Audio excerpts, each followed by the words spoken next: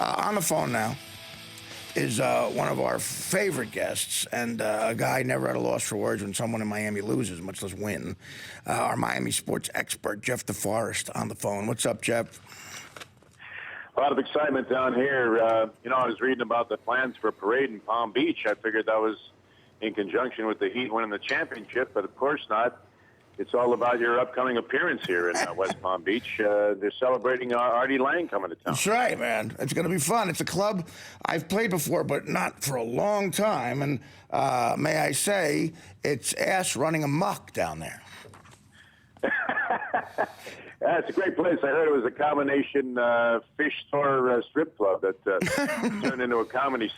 Jeff, can I find a way to make money, so they turned it into a comedy club. That's great. Jeff, can I expect you there selling bath salts in the lobby? I'll be there. I'm going to have to find some way to get over all the anxiety that people were feeling here when the Heat were down 3-2 to the San Antonio Spurs, and it was hard watching Dwayne Wade play the first 4 games of the series. It would have been like watching Tommy Hearns try to do Shakespeare in the Park, if you can imagine him in his current mental state. I mean, there were a lot of shots to the head there from that Hagler fight that probably would affect his ability to do Hamlet with any kind of effectiveness. I can't imagine It was that. a rough go. Yeah, no. Rough go. Listen, it proved that the Heat weren't as dominant as they may have thought, but the Spurs, and it took a Ray Allen shot out of nowhere to beat them, Yeah, it was pretty wild. I mean, he turns around and hits one from the Coke machine, and everybody was howling. It shows you what a different sort of thin margin it is between greatness and just, being perceived as flat-out sucking, because Greg Popovich was being hailed as a genius, and the people in town, our feelings about Eric Spoelstra. We keep waiting for Pat Riley to throw him the keys to Mickey Harrison's car, the team owner, and have him go back to waxing it during the games like he used to when he was the film coordinator for the team, and somehow ended up being the head coach. But, it looked like San Antonio had that game in the bag. There might have been something to the idea that Joey Crawford was seen at a Denny's with Tim Donaghy, the crooked referee that was tied to the Gambino family, but somehow Popovich takes his best guy off the court, and Tim Duncan leaves a bunch of Scribinis out there. And Chris Bosh, of all people, who was one step away from joining Jason Collins and coming out of the closet. I've never seen a softer big man in my life. And he ends up grabbing a rebound and setting up the key play, kept the Heat alive, and they won Game 7. Celebration on, my friend. Bosh was, he's a guy, he's got to pump up or something. But, listen, he did just enough to win, and he was the guy who kicked it out to Allen. He's the guy who got the bound and kicked it out to Ray Allen. Very frustrating as a Heat hater to watch. Did that ball bounce off his head? I don't know. I mean, it's hard to imagine Chris Bosh in the series making a play. He actually, looking at the box score, he posted a Blutarski to the 0.0 in points in Game 7. Not exactly what you're expecting from a 6'10" guy that you're paying $20 million a year. Very odd. John, my co-host, makes that point all the time, right? You bet. About Bosh. Yeah. He's got to get in there. I just think he's got a lot he needs to work on his game this offseason. Well, he's got 2 rings to do it People are with. talking about three-peat already. I think the fact that this series did prove, and the fact that the Eastern Conference Finals series proved that they are this close to losing.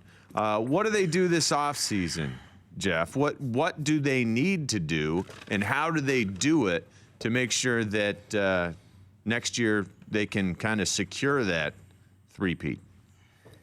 Well, the speculations have all been about maybe dumping Chris Bosh. I don't know who you trade him to. Wasn't exactly a stellar demonstration of a guy that you want to spend a lot of money on. What are they paying him? 16. They're going to have to do something to shore up the middle, because in the previous series against Indiana, they made Roy Hibbert look like he was Akeem Olajuwon. Well, do what the Heat should do. Stay in track and sign Carmelo Anthony and have him do a press conference and say not 3, not 4, not 5, not 6. Yeah. Yeah, I mean, obviously they have a decent formula. Any team that has LeBron James, I'm wondering if they're going over that open letter that Dan Gilbert wrote to the Cleveland plain dealer after LeBron left the team, and he said that Cleveland would win more championships than Miami would, or than LeBron would in his future. They're probably going over that word for word like it was the Zapruder film, trying to figure out what level of insanity this man had reached. as long as you have LeBron James on your team, you're a contender. I mean, it's a guy that really does nothing wrong. You have to go all the way to his mom to find some kind of fault with this guy. And when she decked that ballet Parker at the Fontainebleau a couple of months ago, Artie's still speculating that's in reaction to, having the discovery that she was sleeping with Delonte. What did he say? What did he do to a valet Parker? He punched the valet Parker. Why? No, she did. His mother did. She was mad that it was taking too long for her car to come up. And she's kind of been put on ice. I mean, she's been spirited away. You don't see much of LeBron's mom. I didn't see her standing next to David Stern or any part of the trophy presentation. Yeah, that's true. Kept her pretty low-key, yeah. I mean, she's OOP, as they say in dog racing, out of picture. She's like Paula Dean. Right now, but... What do you think of Paula Dean, Jeff? Jeff, what do you think of Paula Dean and making racist comments? I kind of like it. I heard your previous guest. I was on hold, and you got to love a woman that's teaching you how to fry butter. That's trying to help you get healthy in the process. Yeah. Yeah, it's pretty wild. I mean, it's probably not as bad as those three radio guys in Atlanta talking about the former Saints player. Gleason, and making fun of the fact that he's got Lou Gehrig's disease. I mean, what's the next step after that in that bit? Artie, you've been in this business a long time. You go and spit on Lou Gehrig's grave? I know. You're backing... How far do you have to go to disgrace yourself? You're backing yourself into a comedy corner at that point with that material.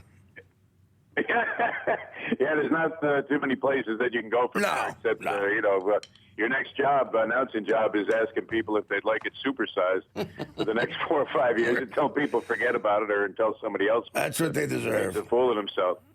Yeah, I mean, let's face it, we're all overwhelmingly politically sensitive with words. I don't even know what you can say on the air anymore. You're setting the pace, Artie. We just try to follow in your footsteps. Well, I'm trying. The most I've gotten away with so far is mozzarella. If I say it properly. There's some Italian-American society out there that's gunning for your job right now. Well, that's racist. That's slime. Your forehead. Right, slime. John has a point. Hey, Jeff, what do you think about the Heat fans who left during Game 6 and then tried to get back into the game when it looked like the Heat were going to make it a game? Yeah, that was great. 20 seconds to go, they're down 5. Almost impossible to lose that game. And, of course, Heat fans, and I think the tickets were going for thousands of dollars in the lower bowl, $5,000-$10,000 a pop. Probably they were worried that Justin Bieber was going to show up in that outfit he wore to, Game 2. I don't know if you thought that, but no one would want to be seen in the same building. What a creep. Dressed like that. Just a creep. But, it was pretty weird. I mean, these are the same people that would wait online 3 hours at a deli counter to get a knish, and they didn't have 2.5 hours to sit there and endure the entire basketball game, even though it was still possible that the Heat could get back into it, and they ultimately did end up winning the game and keeping the series alive. But it's kind of funny because you put a yellow jacket on anybody, you could put it on any slug, any moron, and you make them a security person, and all of a sudden, they think they're in the CIA, and they wouldn't let the people back in the building. Right. They were kind of pressed to the glass like they were waiting for the bakery to open up. I wouldn't let them back either. They made up their mind. They want to go out and start jet skiing earlier or go to Abercrombie and Fitch and start picking out the next outfit for their goofball barbecue by the pool. F them, you're out. You're out! Go buy some bath salts and eat your face off. We don't want you seeing our moves on the field.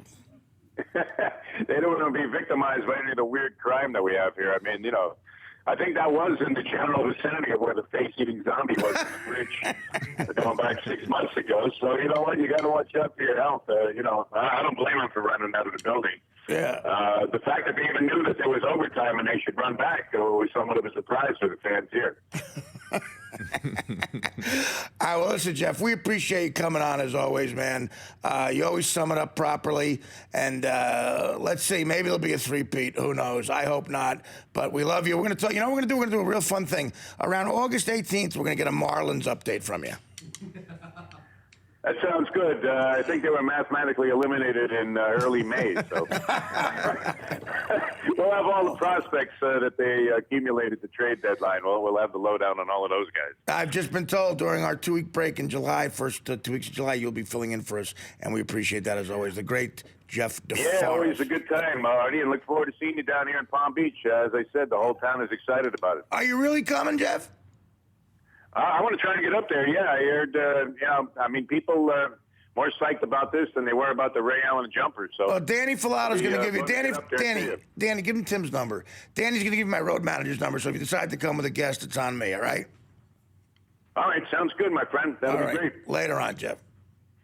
All right, bye-bye. The great Jeff DeForrest, all things Miami, and we'll be back to wrap it up right after these words.